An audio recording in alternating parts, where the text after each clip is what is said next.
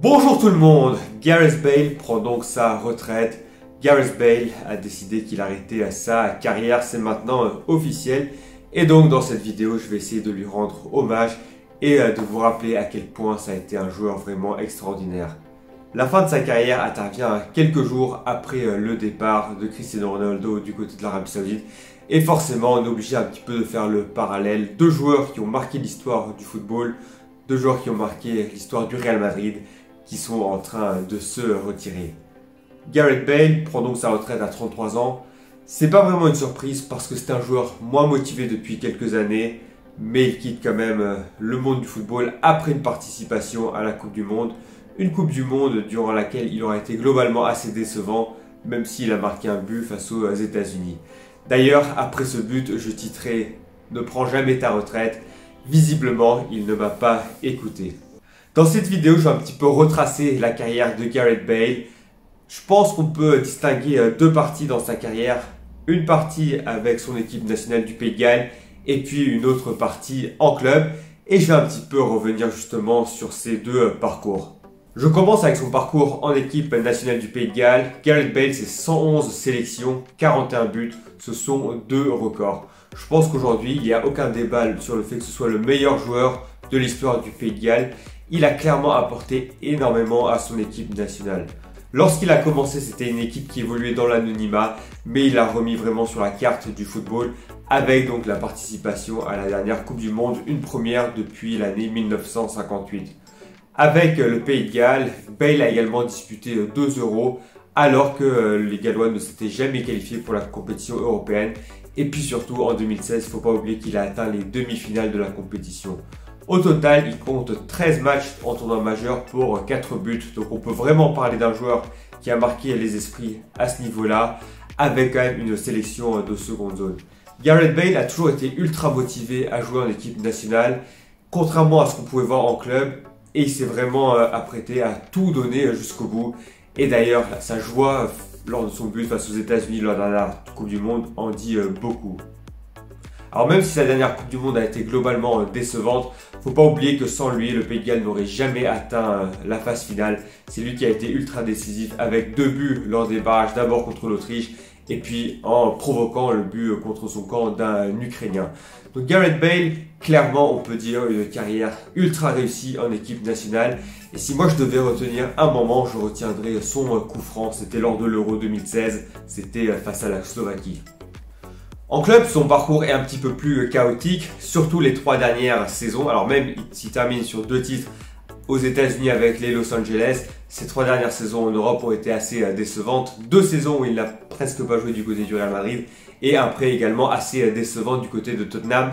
Mais avant cela, il avait largement construit sa légende et je pense que maintenant, dans quelques semaines, on se rappellera surtout du joueur extraordinaire qu'il a été, même si la fin de carrière a été assez décevante lorsqu'il a toujours dit que le golf était plus important que le football. Gareth Bale, il a clairement marqué l'histoire du Real Madrid avec l'attaque BBC, Bale, Benzema, Cristiano Ronaldo. Ils ont gagné un nombre incalculable de trophées et au final, Gareth Bale a totalement justifié les 100 millions d'euros investis par le Real Madrid du côté de Tottenham pour le faire venir en 2013. À l'époque, c'était le joueur le plus cher au monde. À l'époque, c'était uniquement un espoir à très fort potentiel, mais un joueur dont la carrière avait basculé quelques mois plus tôt, en automne 2012, lorsqu'il avait inscrit un retentissant triplé face à l'Inter Milan. Malgré la défaite 4-3, il avait basculé ce jour-là dans une autre dimension. Au Real Madrid, il est devenu une légende. Lorsqu'il débarque en 2013, il faut bien se rappeler du contexte. Le Real Madrid court après sa 10e Ligue des Champions depuis 2002. Ça veut dire que ça fait 11 ans qu'ils n'ont pas gagné la moindre Ligue des Champions. Et en 2022, donc 9 ans plus tard, lorsque Bale quitte le Real Madrid compte 14 Ligues des Champions à son palmarès, donc 5 supplémentaires.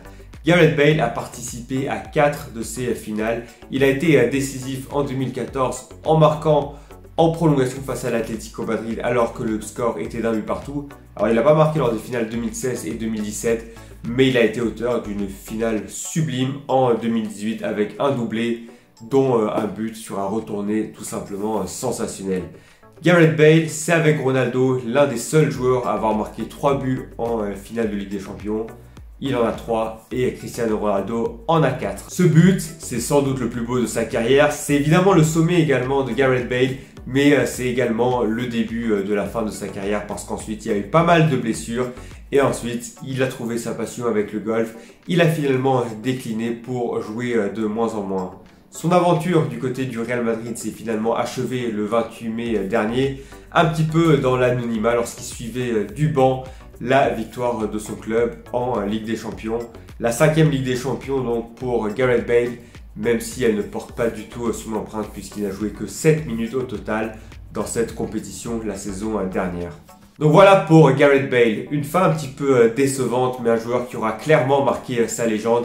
Et d'ailleurs, si on regarde les statistiques, ça parle pour lui. 258 matchs et 106 buts pour Gareth Bale du côté du Real Madrid. Énormément de trophées.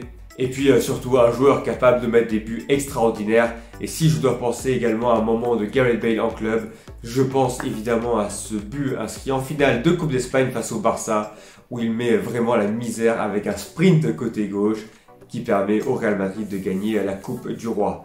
Donc voilà pour Gareth Bale, c'est la fin de sa carrière. Je veux dire que je ressens un petit pincement au cœur. Clairement, c'est une page qui se tourne. Et pour moi, Gareth Bale, je trouve qu'il a été assez sous-coté. Il n'a pas été considéré à sa juste valeur.